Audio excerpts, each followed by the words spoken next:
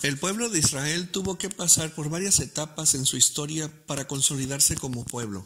Este proceso por el cual Israel pasó no solo consolidó su identidad como pueblo, sino que generó desde su seno una colección de herencia con una fuerte influencia hacia todo el mundo. Realmente el legado del pueblo de Israel es impresionante, es impresionantemente muy variado y ha marcado el rumbo y el destino de muchas culturas, sobre todo en el ámbito religioso, literario, lingüístico y filosófico. Este proceso, el cual no se puede medir el rigor de su alcance hasta las demás naciones, no fue nada fácil, pues incluso hacia el interior de Israel se generaron tensiones extraordinariamente fuertes para que la identidad y la idiosincrasia de este pueblo madurara hasta nuestros días de la forma en que se le conoce. Fuertes tensiones, diferencias, desacuerdos, traiciones, posturas pro y antinacionalistas, fuerzas contrarias, antagónicas con funestas consecuencias, pero algunas acertadas y otras fatales para la vida de Israel, que generaron una convulsión que ha alcanzado proporciones impresionantes, que de seguro quienes están al comando de estos eventos jamás se hubieran imaginado el impacto y el legado, tanto para sí mismos como nación, como para el mundo entero por las generaciones. El fundamento de las etapas, la fractura del reino. Debido a las diferencias internas entre la familia real que venía de la corona de Salomón, Ben David Hamelech, el reino se dividió en dos: el reino del norte con capital Samaria y el reino del sur con capital Jerusalén. De igual manera, las tensiones entre ambos reinos seguían por diferencias políticas, territoriales y hasta religiosas. Sin embargo, ante la invasión de los asirios y la debilidad interna de los dos reinos, provocaron consecuencias terribles para la estructura monárquica de Israel, acabando con la corona. El reino del norte fue arrasado. En cambio, el reino del sur fue ocupado y semidestruido, incluso con el paso del tiempo logrando cierto grado de independencia. Eventualmente surge el imperio babilónico, quien después de una serie de negociaciones y fricciones de parte de Judea, Babilonia aplasta el reino del sur terriblemente, destruyendo el primer templo y toda la estructura política, económica y social de Judá. Hubo tres destinos diferentes para los ocupantes del reino del sur. Por un lado, la comunidad que se quedó en Jerusalén y áreas circunvecinas, quienes vivieron de una manera precaria y bajo condiciones infrahumanas. La élite gobernante y económica del antiguo reino destruido fueron desterrados y llevados a la tierra del reino de Babilonia bajo ciertas condiciones sociales. Y un tercer grupo que huyó a Mitzraim, estableciéndose en Elefantina, cercana al río Nilo. Primera etapa, el exilio. Ante la destrucción del primer templo, la caída de Israel y Judea, los desterrados fueron llevados a Babilonia. Esto ocurre en el 586 al 838 antes de nuestra era. Como se explicó anteriormente, sin embargo, las reflexiones de los sabios acerca de las causas de tan terrible tragedia llevaron a considerar la condición moral y ética en la que los reinos tenían como para que se degradaran y cayeran en manos del enemigo. El sufrimiento del pueblo de Israel, sin duda alguna, fue aumentando estando en tierra extranjera, pues la vida de Israel giraba en torno al templo y a la tierra de Israel misma.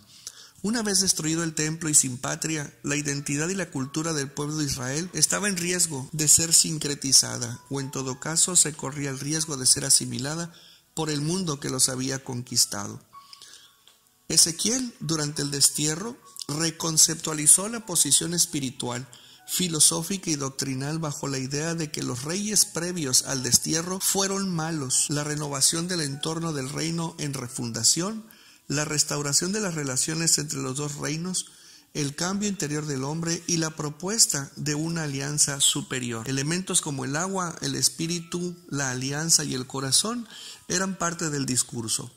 Conceptos cruciales para el futuro judaísmo y parte de la base doctrinal y filosófica del cristianismo. Por otro lado, la contribución del deutero Isaías, quien por su visión contribuyó para que se formara la comunidad esenia de Qumran, así como sus escritos fueron interpretados como base profética que anuncia la llegada de Juan Bautista, y más crucial aún para explicar el surgimiento de la figura mesiánica sufriente, que fue una segunda contribución a las bases del cristianismo. Los primeros cristianos vieron que la visión deuteroisaíca pregonaba sin duda alguna la figura del anunciante Juan Bautista, y al Mesías esperado bajo la forma sufriente. Fue en este periodo de tiempo en el que las expectativas en Israel del resurgimiento del reino se fortalecían, pero bajo dos visiones diferentes. Por un lado, la idea de que el reino sería dirigido por Elohim, como era el ideal al principio, y la segunda visión, que era un descendiente de la casa de David que se levantaría para liderar el nuevo reino, lo cual sugería el surgimiento de un Mesías especial como rey gobernante para los judíos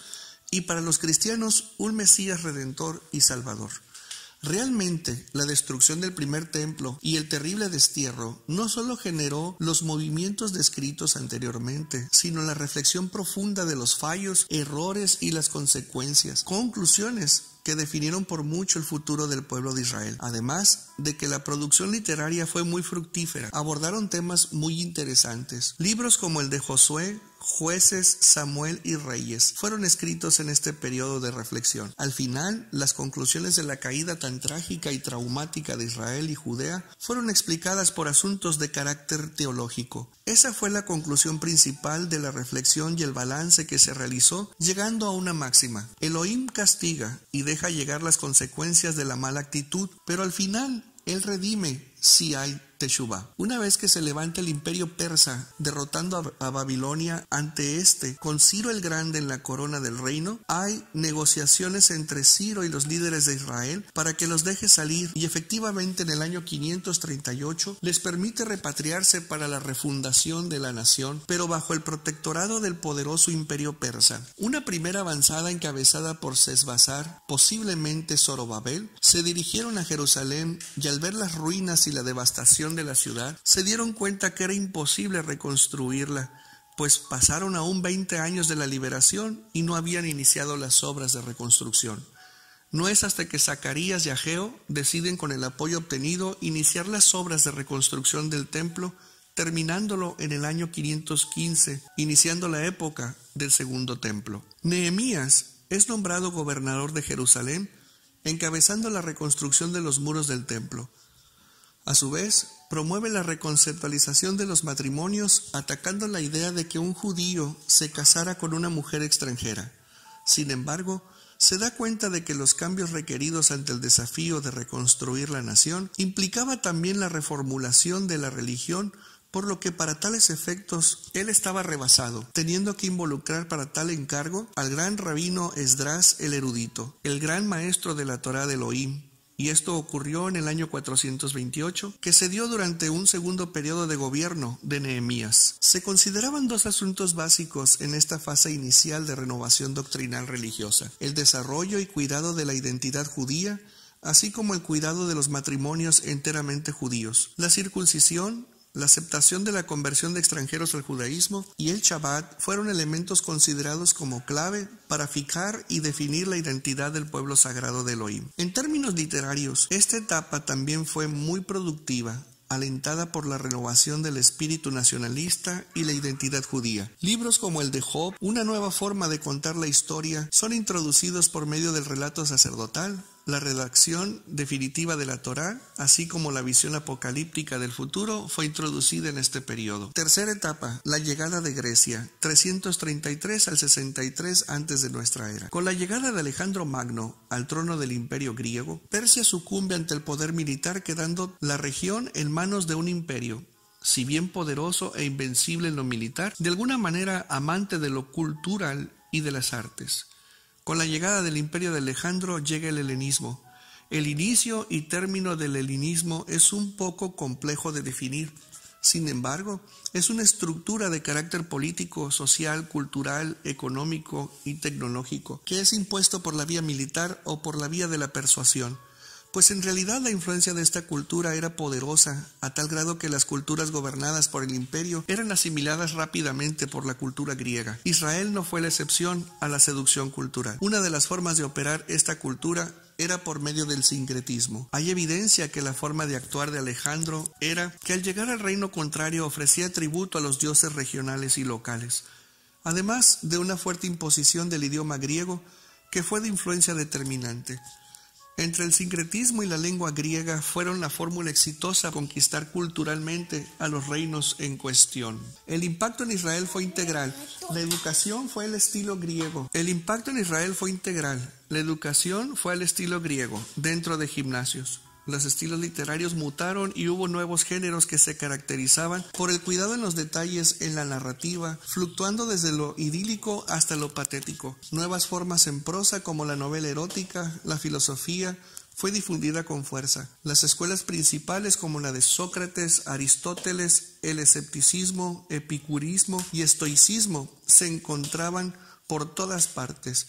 La ciencia médica desarrollada por Euclides, Apolonio de Perge, Arquímedes, Aristarco, anatomía, matemáticas, fisiología, potenciaron su influencia en la región. En términos religiosos, los dioses del Olimpo seguían vigentes y divulgados por dondequiera que estuviera el imperio, construyendo altares y festivales. El efecto helenístico en los judíos. La influencia helenística fue distinta y variada según la región. Por ejemplo, más débil en Jerusalén, pero muy fuerte y determinante en Alejandría. La situación del hebreo y del arameo fue en concreto que el griego vino a reemplazar tanto al hebreo como el arameo. Era el objetivo. Los nombres propios griegos empezaron a dominar en las familias. El estudio y la educación eran en griego y la Torá fue traducida al griego. Con mayor razón, en literatura el impacto fue tremendo.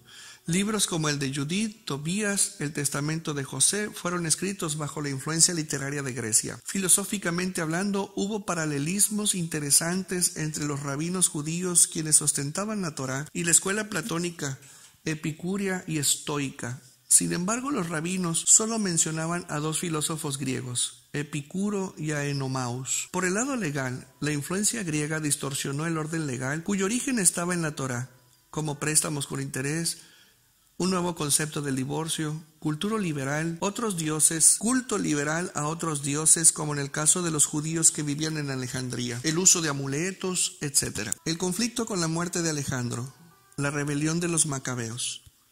Si bien las relaciones al principio fueron amistosas, con el tiempo se volvieron bizarras y hostiles. A la muerte de Alejandro, el imperio se dividió en 4 facciones, afectando a Israel solo los Ptolomeos desde Mizraim, que esto fue en el siglo III, y por los Seleucidas desde Siria.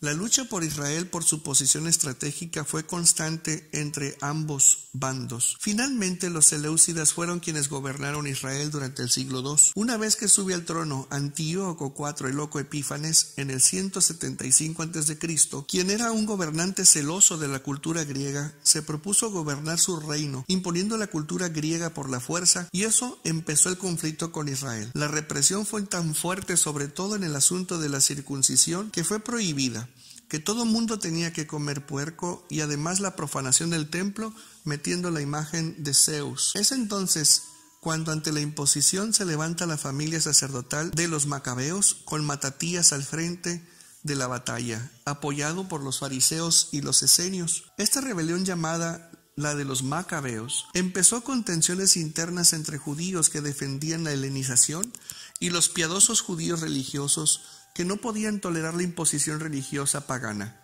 Eventualmente la lucha por el bienestar religioso se convirtió en una lucha por el poder político. Empezaron las diferencias y las revueltas entre el mismo pueblo judío. 2 fuerzas empezaron a surgir en este periodo casi final de la influencia y poder de los griegos sobre Israel. El surgimiento de grupos sectarios con orientación religiosa diferente, pero todos basados en la Torá. Los saducios, los fariseos y los esenios. Y un enemigo poderoso estaba por surgir, aprovechando las disputas internas: Roma. 4ª etapa. El imperio romano iba creciendo en extensión.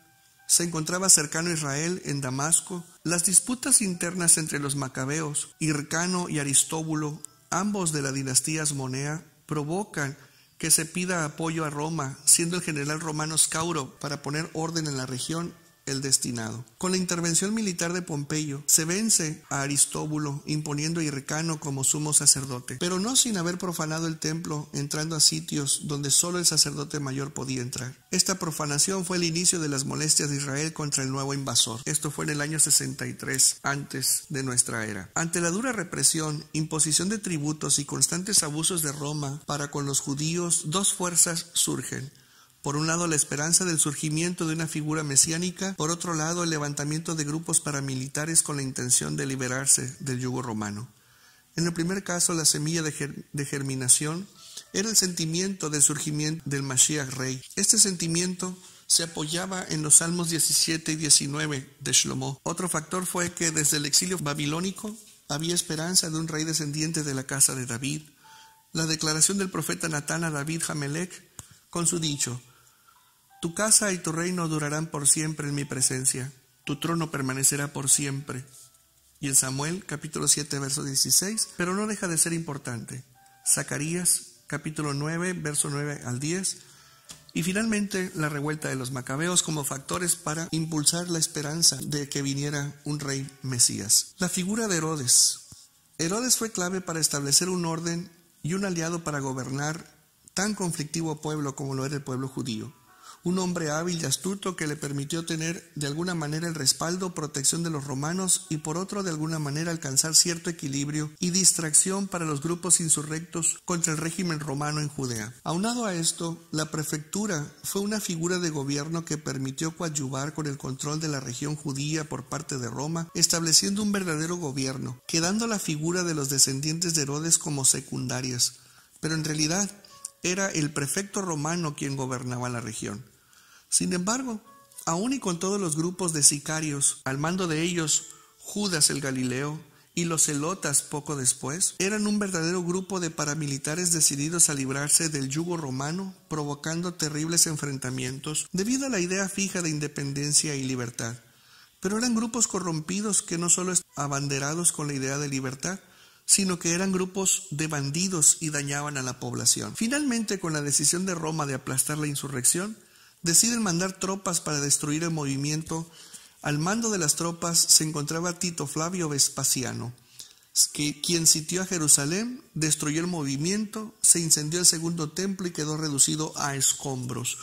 Todo esto ocurrió en el año 70, el día 30 de agosto de nuestra era. Hizo caer Masada y eventualmente el movimiento antirromano por parte de los judíos en estado de desintegración el reino de Judá, finalizando la época del Segundo Templo y empezando el exilio de Roma para el pueblo judío. La formación del canon judío y cristiano. La formación del canon bíblico judío.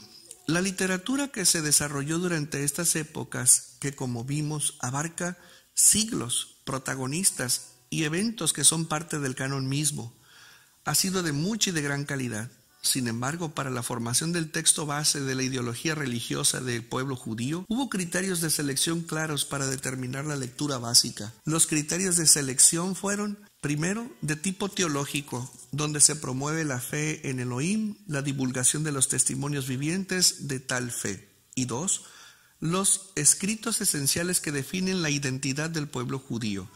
De esta manera y bajo estos criterios, el canon quedó definido: Torá, Neviim y Ketuvim formando el acróstico Tanaj. Preguntamos, ¿quiénes fueron los responsables del canon? Se teoriza que fue Esdras y los hombres de la gran sinagoga quienes seleccionaron los textos canónicos. Sin embargo, no es posible, pues algunos textos del canon no habían sido escritos en el tiempo de Esdras.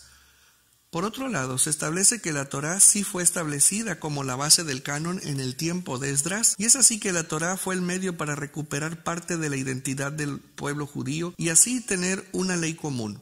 Bajo la misma idea de apoyar y definir la identidad judía, los textos proféticos fueron incluidos para el reforzamiento de tal identidad.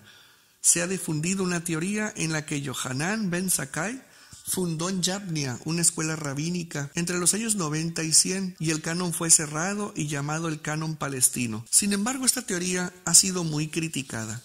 Flavio Josefo, el historiador antiguo judío, escribió que en el siglo I de la era presente, de 22 a 24 libros fueron considerados como sagrados. Sin embargo, el canon hebreo fue terminado a finales del siglo II, principios del siglo III, y fueron los fariseos los responsables de tal trabajo. Lo que sí queda claro en la selección es que la producción literaria escrita en griego fue totalmente rechazada, entre ellos el libro de sabiduría, ciertas secciones del libro de Esther y Daniel. Algunos fines políticos se tomaron en cuenta para la selección, sin ignorar que los fariseos odiaban a los macabeos, lo cual los libros de los Macabeos no fueron incluidos. El canon cristiano. Si bien los sabios judíos tuvieron enfrentamientos y discusiones fuertes entre sí para formar el canon, sin duda alguna los cristianos pasaron por la misma situación.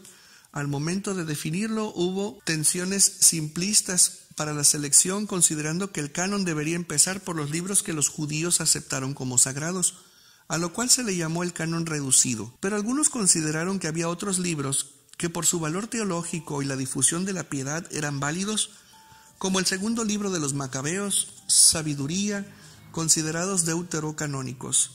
El debate sobre el canon fue duro en el siglo XVI durante la Reforma de Lutero. Debido a su traducción de la Biblia de los deuterocanónicos, fueron considerados, si bien no iguales que los sagrados, sí útiles para la fe, por lo que siguieron Biblias como la de Zúrich. En el Concilio de Trento se estableció el canon amplio, excusado por el amplio y generalizado uso de los libros propuestos en los servicios y enseñanzas de la fe. La Iglesia Oriental separada admite el canon amplio, la siria, la copta y la armenia también. La rusa rechaza los deuterocanónicos a partir del siglo XVIII. Iglesia griega deja a libertad la opinión. Podemos ver cómo la evolución de la conformación del pueblo de Israel por medio de las etapas que hemos estudiado, conforme van evolucionando, se van generando eventos, momentos, protagonistas y literatura de gran valor que va conformando poco a poco, por un lado, la identidad y credo del pueblo judío, pero no solo eso, sino que hay una herencia que es compartida como raíz de fe y doctrina con el cristianismo. La herencia e impacto han definido el sistema religioso de la antigüedad, del tiempo moderno y seguramente del futuro. Y todo